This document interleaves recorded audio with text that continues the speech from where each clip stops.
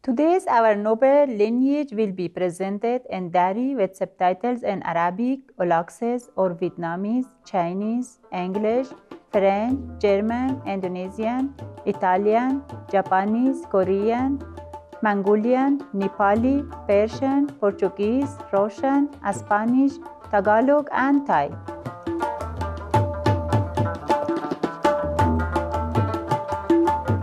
به گفته استاد بزرگ تصوف حضرت خواجه معین الدین چشتی، دوستان خداوند سه خصوصیت دارند. سخاوتمندی آنها مثل رودخانه است، عشق آنها مانند خورشید و مهمان نوازی آنها مانند کره زمین. زیرا ما برای رفع تشنگی آب از رودخانه میگیریم. آب فرق قائل نمی شود که آیا ما خوب هستیم یا بد، یا این که ما دوست هستیم یا بیگانه. و خورشید که طلوع می کند برای همه منفعت دارد، چی آنها مسلمان باشد چی مسیحا یا هندو. همچنین حدیث صوفی و ما یاد می دهد که باید مانند کره زمین باشیم که ما را پرورش می دهد و یک گهواره برای ماست و همواره زیر پای ماست. سلام بینندگان خردمند، به برنامه تبار شریف ما خوش آمدید. امروز قدری با تاریخچه و تعالیم طریقت چشتیه آشنا می شویم که یکی از قدیمی ترین فرقه های تصوف اسلام است که هنوز وجود دارد.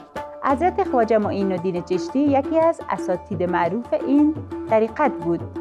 طریقت چشتیه نام خود را از چشت، یک شهر کوچک در نزدیک هرات در غرب افغانستان گرفته است. حدود سالهای 930 میلادی یک استاد تصوف از سوریه به نام ابو اسحاق شامی تصوف را به این شهر آورد و طریقت چشتیه را بنا نهاد.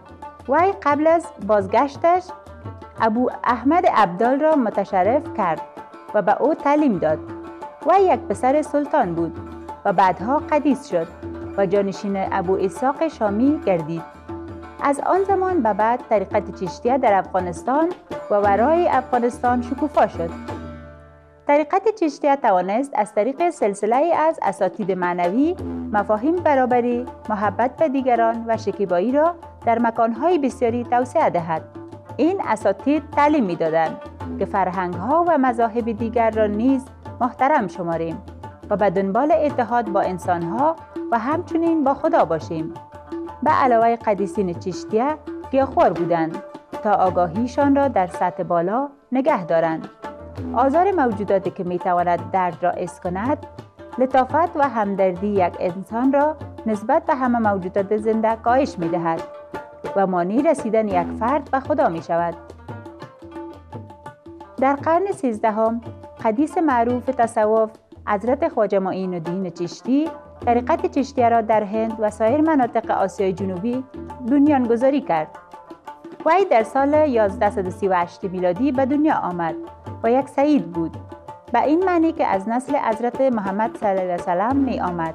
معین الدین که در نوجوانی یتیم شد، با یک باغ و سنگ آسیاب که به ارث برده بود زندگی را به سر می برد. روایات می گویند که یک روز وقت او در باغ مشغول به کار بود، یک درویش بزرگ به نام حضرت ابراهیم قندوزی به آن باغ آمد. معین الدین جوان به او مقدار انگور تعارف کرد. این مرد مقدس آنقدر تحت تاثیر صمیمیت و مهمان نوازی او قرار گرفت که در عوض یک تکه نان را از کیفش درآورد و از آن گاز زد و بعد آن را به پسر جوان داد. معین الدین بعد از خوردن نان متبرک یک بیداری معنوی داشت. او بعد از آن ملک و متعلقات خود را فروخت و پول آن را به فقرا داد و بعد به سفر در جستجوی حقیقت رفت.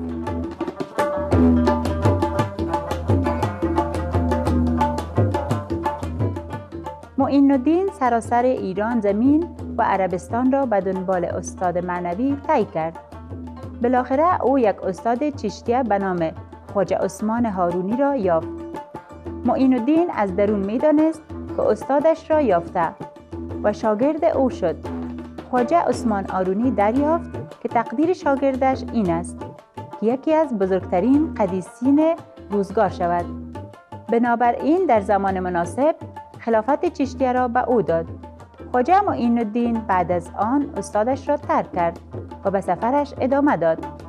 یک بار وقتی در مسجد النبی در مدینه در عربستان کنونی مدیتیشن میکرد، حضرت محمد را در مکاشفه اش دید که او را کمک کننده ایمان خواند و به او گفت که به شهر اجمیر در هندوستان برود و کفر را در آنجا بزداید و حقیقت را به شکوه برساند.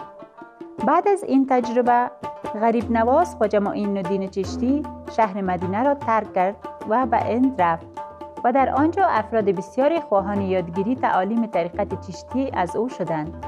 بعد از 16 سال تعلیم، شهر اجمیر مرکز اخلاقیات و هدایت معنوی در هند شد که برای افراد بسیار این امکان را فراهم کرد تا یک زندگی همراه با مساوات و شرافت را داشته باشند. حضرت خواجه معین الدین چشتی که لقب غریب نواز به معنی ولی نعمت فقرا را داشت، به خاطر سخاوتمندی و بلند همتیش معروف بود. همچنین در آشپزخانه او همیشه آنقدر غذا بود که هیچ گدای گرسنه از درب خانه‌اش بیرون نمی رفت. امروزه چند هزار زیارتگاه صوفیان یا به اصطلاح درگاه در اندازه‌های کوچک و بزرگ در سراسر آسیای جنوبی پراگنده شده‌اند و در آنجا تعداد زیادی از رهروان از جمله مسلمانان، هندوها، سیک‌ها و سایر مذاهب گرد هم می آیند تا نیایش کنند. مقبره غریب نواز یکی از مقدس‌ترین اماکن در هند است که زائران مسلمان و هندو از سراسر آسیای جنوبی برای ادای احترام به آنجا می آیند. تمام مراکز چشتیه از جمله خانقاه غریب نواز آشپزخانه‌های عمومی دارند که غذاهای گیاهی رایگان به نیازمندان، مسافران و سائلان ارائه می دهد. در قرن 14 و 15 میلادی افراد از هر طبقه اجتماعی در هند در این خانقاه پذیرفته شدند. بینش مداراگر و گسترده این فرقه کمک کرد تا عدم اعتماد و فاصله بین فرهنگ‌ها و گروه‌های اجتماعی مختلف از بین برود و بین همه آنها یک همدردی و تفاهم ایجاد شود. شیخ نظام الدین اولیا یکی از اساتیدی که بعد از خواجه معین الدین چشتی آمد سخنرانی‌های برپا می‌کرد که هزاران نفر مسلمان و غیر مسلمان برای شنیدن سخنرانی‌هایش می‌آمدند. در قرن 20 میلادی سلسله چشتیه با حضرت عنایت خان ادامه یافت که تعالیم تصوف را به غرب آورد. وی با قبول شاگردانی از تمام پیش زمینه‌های مذهبی خانقاه بین المللی صوفی را بنا نمود که در ابتدا خانقاه صوفیان غرب نامیده میشد. حضرت عنایت خان مراسم به نام پرستش جهانی را بنا نهاد که شامل نیایش، خواندن یکی از کتاب‌های مقدس مذاهب بزرگ جهان و روشن کردن یک شمع برای هر مذهب می باشد. هدف این مراسم این است که به مردم با پیش زمینه‌های متفاوت نکته‌های مشترک مذاهبشان نشان داده شود و یک نوع اتحاد در میان مردم ایجاد نماید. در طی قرن‌ها طریقت چشتیه بر اهمیت رژیم گیاهی تاکید کرده است. در کتاب تعالیم در زمینه شفا نوشته حضرت عنایت خان این قسمت‌ها در مورد گیاهخواری آمده اند. 2 مورد برای گوشت نخوردن وجود دارد. یکی آن است که گوشت به خودی خود از پیشرفت معنوی جلوگیری می کند. دیگر این که نامهربانی نسبت به حیوانات زیر پا گذاشتن ضوابط اخلاقی است. در مورد اولین نکته هیچ شکی وجود ندارد که گوشت 2 نوع زیان به یک استاد وارد می آورد. اول این که در انسان تا حد طبیعت حیوانی به وجود می آورد، همچنین آن بر شخصیت انسان تأثیر می گذارد. از لحاظ عرفانی آن باعث بسته شدن راه‌های تنفسی و مراکز مهم روحی می شود که در انسان مانند ابزارهایی برای تلپاتی استفاده می شود. از لحاظ موازین اخلاقی شک وجود ندارد که آن قلب انسان را سخت می کند که آن در واقع باید برای دلسوزی با انسان و همینطور با هر موجود زنده باشد. شک وجود ندارد که اگر همه مردم دنیا گیاهخوار شوند دیگر جنگ وجود نخواهد داشت. فردی که از کشتن موجودات ضعیفتر خودداری می کند به طور اتم مایل نیست که انسان را بکشد.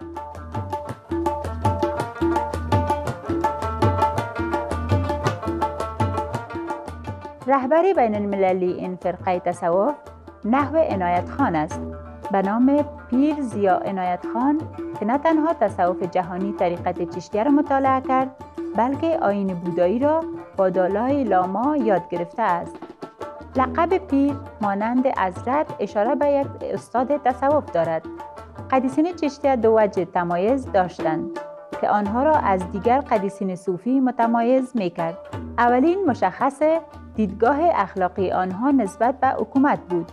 آنها همیشه خود را از حاکمین و سیستم‌های دولتی دور نگه می‌داشتند. حتی اگر یک حاکم، یک پشتیبان یا یک مرید می بود، با کنار کشیدن خود از اختیارات دینوی آنها می توانستند از مشغول شدن به موضوعات دنیوی و گمراهی احتمالی روح جلوگیری کنند. دومین مشخصه شیوه فعالانه تمرین معنوی آنها بود که بر یک جستجوی الهی دائم تاکید داشت. برای این منظور پیروان آیین چشتیه به سما می پرداختند که فراخواندن حضور الهی از طریق آهنگ یا موسیقی می باشد. موسیقی بخشی است که قدیسین چشتی در آن نقش مهمی داشتند، زیرا موسیقی به یک فرد کمک می کرد تا با خداوند در اتحاد باشد. حضرت عنایت خان در یک خانواده موسیقیدان به دنیا آمد. او هنرمند عالی بود که در نواختن ساز موسیقی هندی به نام وینا تبحر داشت و چندین آهنگ محلی هندی را دوباره زنده کرد. به طور مختصر اصول طریقت چشتیه اینها می باشند: پیروی از استاد تصوف، چشم پوشی از دنیای مادی، دوری از اختیارات دنیوی، پشتیبانی از محرومین، خدمت به انسانها، احترام به آیین‌های دیگر، اتکا به خالق نه به مخلوق و خودداری از نمایش دادن معجزات. بر طبق اصول چشتیه هدف غایی زندگی یک عارف زندگی کردن فقط برای خداست. برای رسیدن به این هدف نگه داشتن پاکی جسم یک فرد و همین طور مراکز آن بسیار مهم بودند. حضرت عنایت خان تعلیم داد که صوفی در زندگیش باید مراقب آنچی که می‌خورد و می‌نوشد باشد. نوشابه‌های الکلی و نوشابه‌هایی که از میوه پوسیده یا شراب درست شده اند به طور طبیعی تنفس را ناپاک می‌کند. حتی مصرف تنباکو اثر بدی بر تنفس دارد. افرادی که پیرو قوانین عرفانی هستند از خوردن هر نوع غذای گوشتی، حتی تخم مرغ پرهیز می‌کنند. هر چیز مستی آوری که کم و بیش اعصاب را ضعیف کند و مراکزی که برای آگاهی معنوی مهم هستند را تضعیف نماید، آن مرده است. حتی سیگار کشیدن ممکن است راه‌های تنفسی و حتی مراکز را مسدود کند که منجر به اختلال در شهود می شود. خواجه معین الدین چشتی یک ماه قبل از عروجش در سال 1230 آخرین موعظه خود را داشت که خلاصه از اصول طریقت چشتیه در آن آمده بود. آنها به این قرارند: همه را دوست بدارید و به هیچ کس نفرت نکنید. در مورد صلح فقط صحبت کردن هیچ نفعی برایتان ندارد. در مورد خدا و دین فقط صحبت کردن شما را به جایی نمی رساند. تمام نیروهای نهفته در وجود خود را بیدار کنید و شکوه ذات ابدی خود را آشکار نمایید. مملو از صلح و شادی باشید و آنها را در هر جایی که هستید و هر جایی که می روید پخش کنید. یک شعله درخشان از حقیقت باشید. یک شکوه زیبا از عشق باشید و یک مرهم آرامش بخش از صلح باشید.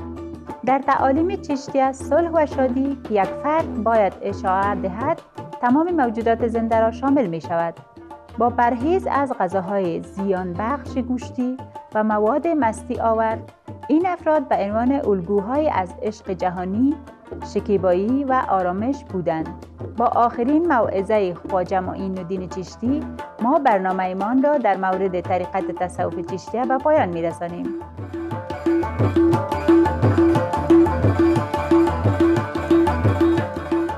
از این که امروز با ما در برنامه تبار شریف ما بودید متشکریم. امید است که قلب شما برای تبرکات در زندگیتان آماده باشد.